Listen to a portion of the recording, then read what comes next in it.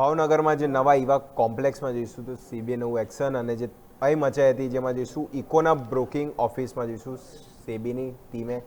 સંઘાની યાદી તપાસ કરી હતી એસએમએચ સ્ટોક ટીપ કૌભાંડ મામલે આ કાર્યવાહી યાદી ખાસ કરવામાં આવી હતી જેમાં જઈશું ₹1500 કરોડના જે કથિત કૌભાંડને લઈને સેબીએ આ તપાસ કરી હતી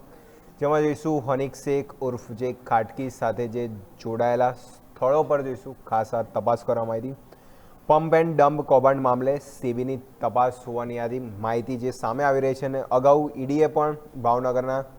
દરોડા પાસે ખાસ અહીંયાથી જો તપાસ કરી હતી વિઝ્યુઅલ એમાં ખાસ સ્ક્રીન પર જોઈ રહ્યા છો અને 2023માં બી સામે આવેલા મામલે જે એમાં એસએમએસ અને જે સ્ટોક ટીપ કૌભાંડના કનેક્શનની યાદી આશંકા ઊભી થઈ હતી અને એના લીધે જ આ ફરીથી તપાસનો મુદ્દો હાથ કરવામાં આવ્યો હતો અને સેબીની ટીમ દ્વારા જઈશું દસ્તાવેજો સહિત જે વિવિધ બાબતોની જઈશું ઉદાહરણપૂર્વક અહીંયાથી તપાસ કરવામાં આવી હતી આમાં જ અમારા જે ખાસ રિપોર્ટર છે જેમણે વોકથ્રુ કર્યું હતું અને ખાસ આ બધી ડિટેલ જાણી હતી એક વખત એ બી જોઈ લઈએ. ભાવનગરમાં મુંબઈ સેબીના દરોડા પડ્યા હતા આતાભાઈ ચોક પાસે આવેલા ઇકોનો બ્રોકિંગ સ્ટોક એક્સચેન્જની જે ઓફિસ છે તેમાં ઇન્વેસ્ટમેન્ટ ઓફિસમાં દરોડા પડવામાં આવ્યા હતા. હનીફ શેખ નામનો જે માસ્ટરમાઇન્ડ વ્યક્તિ છે લગભગ આશરે 1500 કરોડનું ફ્રોડ આચર્યું હોય તેવી માહિતીને લઈને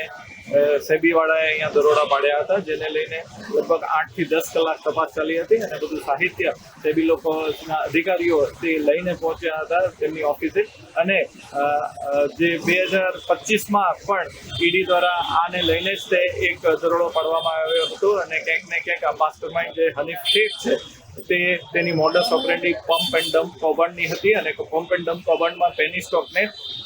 વધારે પડતો ઊંચો લઈ જવામાં આવે છે અને રોકાણકારોને એમાં રોકાણ કરવામાં આવે છે અને ત્યારબાદ જ્યારે સીલિંગ લિમિટ આવી જતી હોય છે ત્યારે ફરી પાછું એને માર્કેટમાં વેચી દેવામાં આવે છે જેને લઈને રોકાણકારોના પૈસા ડૂબતા હોય છે. આશરે 1500 કરોડનું કૌભાંડ હોય તેવું આ અત્યારે લાગી રહ્યું છે. સિદ્ધાર્થ ગોગારી. તો તમે ખાસ જોઈ રહ્યા હતા જે ભાવનગરના જે ઈવા કોમ્પ્લેક્સ હતા ત્યાં ખાસ જુઓ તો આજે સેબીએ ખાસ તપાસ કરી હતી અને આ જોઈશું આજે કાર્યવાહી કારણ કે જે પણ જોઈશું આ કૌભાંડ હવે ટિપ્સ ફિલહાલ જો તો આજના હવે જે અમુક નવા જે ઇન્વેસ્ટરો આવે છે જે ખાસ કરી જોઈશું તો ટેલિગ્રામ ટીપ છે વોટ્સઅપ મેસેજીસ પર જોઈશું જે ઇન્વેસ્ટમેન્ટ કરવા લાગે છે એના લીધે જોઈશું